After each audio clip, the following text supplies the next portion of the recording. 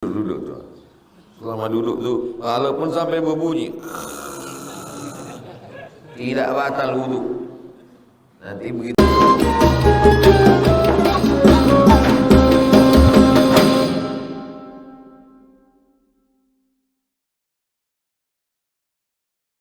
Menepi sendiri. Dia hitungan detik dia, tik, itulah kecelakaan. Tidur. Ustadz minum ini. Ustadz kan bawa mobil sendiri. Dulu ke Pasir Pangarayan sendiri. Bahkan siapi-api. Rengat. Nanti Ustadz mengantuk. Ustadz minum. Semua suplemen yang dikatakan jamaah menghilangkan kantuk itu bohong semua. Ustaz kok tahu? Udah saya coba. Saya minum ini, tetap juga mengantuk. Saya minum ini, tetap juga mengantuk. Saya minum ini, tetap juga mengantuk. Baik yang kapsul maupun yang cairan. Yang menghilangkan kantuk dapat saya secara tak sengaja di Tembilahan, Indragiri Hilir. Habis tausiah, Ustaz sebelum pulang ke hotel singgah kita sebentar. Kemana? Ada jamaah kita baru buka kafe. Dia mau Ustaz singgah situ ngambil barokah. Ayo berdoa kita ya. Dikasihnya lah kopi yang langsung menetes tuh segini setengah. Saya minum sampai subuh tak tidur. Bukan kopi saset. Kopi yang tuang dimasukkan ini dikasih air panas menetes dia ke bawah. Disitulah baru saya tahu kalau mau nyetir jauh minum kopi. Udah tahu saya tak ada begitu suplemen. Datang mertua sama ipar saya mau pergi ke Padang, saya nyetir sendiri. Dari sini minum sendiri. Dari sini Payakumbuh, Bukit Tinggi sampai ke Padang tak ngantuk kopi. Jadi antum kalau mau tak tidur. Jadi kalau ada orang yang mengatakan kopi itu minuman wali-wali, betul. Karena mereka mau malam itu tak tidur. Bagaimana supaya tak mengantuk minum kopi. Jadi kalau ada orang yang ngomong, siapa yang di dalam perutnya ada sisa kopi mati, maka dia masuk surga. Itu bukan hadis. Karena tidak ada Nabi minum kopi. Kopi itu datang belakangan. Nabi tak minum kopi. Nabi tak minum teh. Maka kopi dan teh itu bid'ah. Tak ada zaman Nabi. Daun teh tak sampai ke Makkah. Maka tak ada riwayat Nabi minum teh. Biji kopi tumbuh di Afrika. Tak ada di Makkah tuh orang minum kopi. Belakangan baru datang kopi. Awal-awal kopi itu datang ke Kairo, diharamkan oleh orang Mesir. Nah, dari baunya, dari efeknya, lama-lama diminum. Jadi kalau ada ungkapan orang mengatakan siapa yang di dalam perutnya ada sisa kopi, mati dia, masuk surga. Maksudnya minum kopi untuk tahajud malam. Tahan sampai subuh, mati, itu maksudnya, bukan kopi. Bukan kopi sembarang kopi. Ini tentang masalah melawan kantuk. Fa'idha fatara, kalau mengantuk, tidurkan. Muttafaqun alaih. Antum pun kalau sedang mengaji ini mengantuk, tidurkan. Tidur duduk tuh. Selama duduk tuh, walaupun sampai berbunyi, tidak batal wudhu. Nanti begitu bangun sholat sunat isyraq, selama tak bersandar. Kalau sudah bersandar atau terlungkup, ke muka. Karena kalau sudah terlungkup ke muka, berubah posisi tempat duduk. Selama duduknya begini, tak akan keluar angin. Kalau dia sudah terlungkup atau terlentang, geser posisi, keluar angin, tak sadar, batal wudhu. Itu tentang betapa Nabi sangat memperhatikan ibadah. Muttafaqun alaih. Hadis ini tinggi kualitasnya. Ada dalam Sahih Al-Bukhari, ada dalam Sahih Muslim. Berikutnya 147. Wa an Aisyah, dari Aisyah radhiyallahu anha. Kalau laki-laki radhiyallahu anhu. Kalau Aisyah radhiyallahu anha. Kalau disebut ayahnya Aisyah binti Abi Bakar radhiyallahu anhuma. Anna Rasulullah sallallahu alaihi wasallam qala, Nabi berkata, idza na'asa, kalau mengantuk, ahadukum, kalau salah seorang kalian mengantuk, wa huwa yusalli, waktu dia sedang salat, panjang ayat imam itu. Di awal salat itu tak ada datang mengantuk. Di rakaat 1 tak ada ngantuk. Pas di rakaat kedua itu borak. Falyarqud, maka hendaklah dia tidur. Macam mana tidur sedang sembahyang? Berhenti sembahyang. Putuskan sembahyang. Keluar dari salat. Pergi ke belakang. Tidur. Tak pula perlu kasih tahu kawan. Tidur sebentar. Diam-diam aja lah. Hatta yadhhab anhu an-naum, sampai tidur, sampai hilang mengantuknya itu. Tidur tuh kalau dia berkualitas, walaupun 5 menit cukup. Tapi kalau tidur itu tak berkualitas, semalam itu tak cukup. Sikit aja tidur, tapi full dia.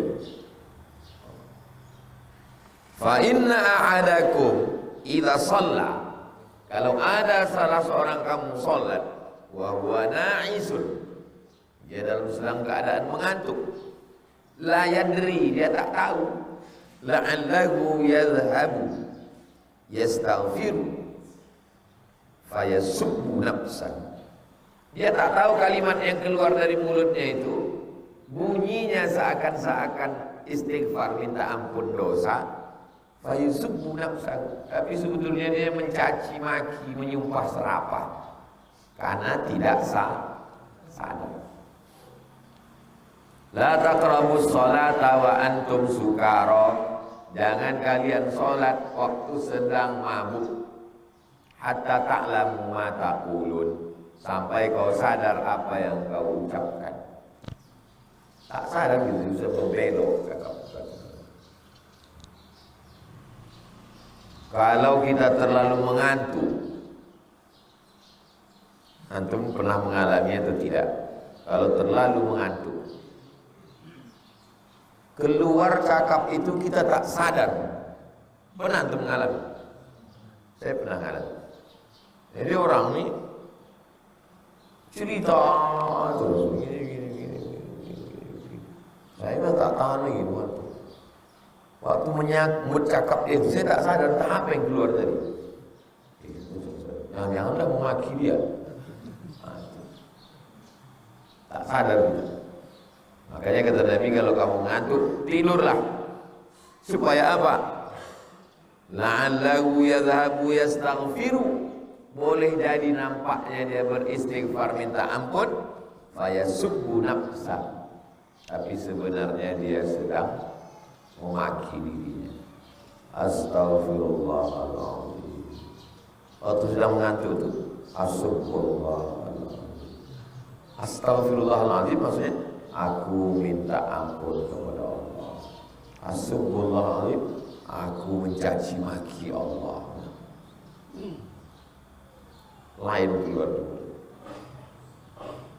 Ya kalau kita aja direkam kawan di sebelah, di share-nya ke TikTok, penistaan agama. Ada gara-gara mengantuk. Mengantuk ini nikmat. Di antara nikmat besar adalah tidur. Dan muqaddimah dari tidur itu mengantuk. Orang tak bisa tidur karena tidak bisa mengantuk. Orang-orang kaya itu antum pikir bisa tidur. Jam 2 malam udip biji mata dari situ. memikirkan hutang di bank. Rumah 5 miliar, mobil 2 miliar, hutang 15 miliar. Oh, kaya, tak bisa tidur. Nama penyakitnya insomnia.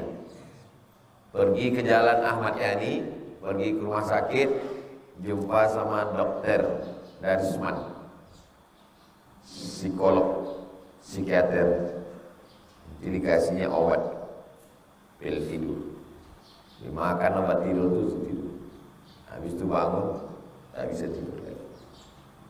Kenapa orang pakai ganja? Supaya bisa hilang masalah.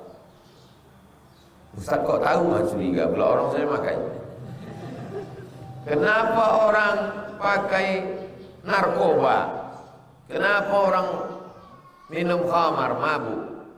Jadi supaya bisa melupakan masalah.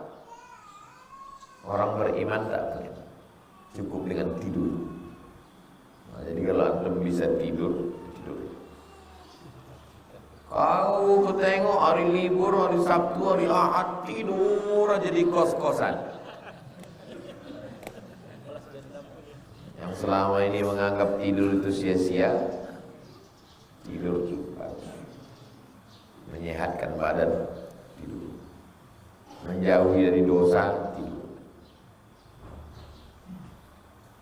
Kalau hari Sabtu, hari Ahad, tengok dari pagi, siang, sore, tidur aja. Kau tak tahu aku diganteng. Kalau sampai aku bangun, berapa anak gadis yang jadi korban? Inilah maka aku tidur. Tidur itu menjauhkan diri dari dosa. Dosa mata, dosa mulut, dosa tidur. Tak bisa saya tidur Pak Ustaz, beli antimu. Makan antimu itu 2 biji. Tidur. Tidur. Tidur 1 hari 8 jam. Jadi kalau umur 63 tahun bagi 3, berarti tidurnya 21 tahun tidur. Bayangkan antum itu. Tidur 21 tahun, kerja 21 tahun. Masuk kantor jam 8, balik jam 4 sore. 21 tahun kerja, 21 tahun tidur, 21 tahun tak tahu tak kemana hilang. Pas dihitung, ngaji Riyadhus Shalihin cuma 5 jam.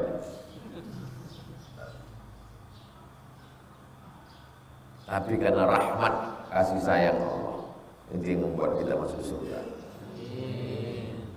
La yudkhilal jannata ahadakum amalu. Kamu tak masuk surga karena amal. Wala anta ya Rasulullah wala ana. Aku pun tak masuk surga karena amal. Illa ayyataghammadani Allah bi rahmatih. Karena rahmat Allah Subhanahu wa ta'ala. Di antara rahmat Allah tidur. Ketika perang Badar diturunkan Allah rahmat. Nu'asa, kami turunkan kepada mereka tidur. Jadi pasukan itu mengantuk, kuat.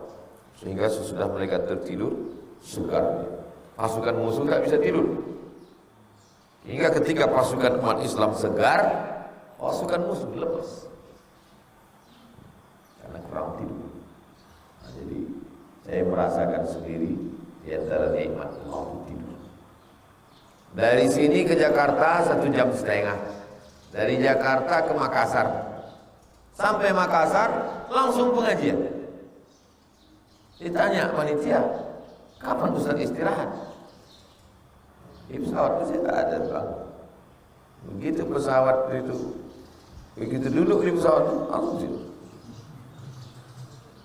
Sampai Cengkareng bangun, turun makan soto, habis itu naik lagi pesawat tidur lagi. Sampai Makassar bangun, pakai peci, balik keluar, bisa. Coba kalau saya tak bisa tidur di pesawat, apa tak mati saya? Pagi dari sini, salat jam 4 dari sini, sholat subuh di airport, di pesawat tak bisa tidur. Ada orang di pesawat tak bisa tidur, banyak orang di pesawat tak bisa tidur. Saya naik pesawat di Jambi, penumpangnya cuman pilot, kopilot, 1, 2, 3, 4, 5, 6, 7, 8. Pesawat baling-baling. Duduk saya tidur sampai Sarawangun. Yang lain itu bertanya ke saya, bisa Ustaz tidur ya? Kami tak bisa. Kenapa? Takut kami pesawat itu jatuh. Kita kalau pesawat besar macam dalam rumah, Boeing 747 tenang. Tapi kalau pesawat kecil, kalau nampak di samping itu, takutan orang. Tak ada orang itu bisa tidur.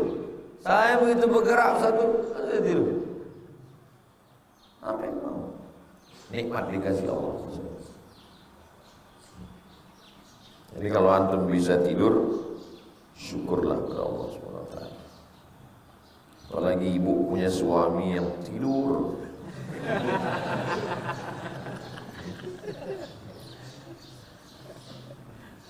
Coba ibu, kalau kalian dari fakultas psikologi nanti suruh tes ibu-ibu itu kasih kuesioner tanya berapa persen perempuan yang suka suaminya tidur dengan suaminya mancing.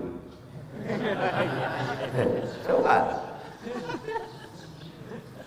suruh pilih, saya yakin dan percaya biarlah dia tidur bosan.